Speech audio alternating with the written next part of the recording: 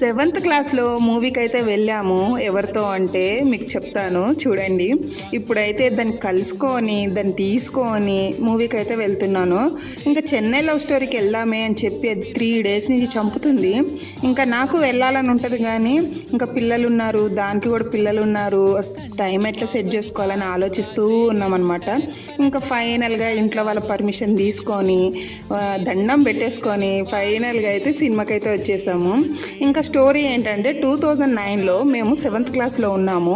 అప్పుడు పిస్తా మూవీకి వెళ్ళాము. మూవీ పేరు కూడా చెప్పడానికి నవ్వుగా ఉంది. ఇంకా ఆ మూవీ అయితే ఇప్పటికీ తలుచుకుంటాము. ఎందుకంటే ఆ మూవీ చూసాక ఇంటికి వచ్చాక తిట్లు ఇప్పటికీ గుర్తు చేసుకుంటాము. అలా అని చెప్పి కలుసుకోకుండా ఉంటామని అనుకోకండి. కంటిన్యూ కనీసం ఒక 1 weekలో 1 time అయినా కలుసుకుంటాము. ఇద్దరం ఒక్క చోటనే ఉంటాము. ఇంత గ్యాప్ తర్వాత మూవీ చూడడం మాకు చాలా హ్యాపీగా ఉంది. And subscribe.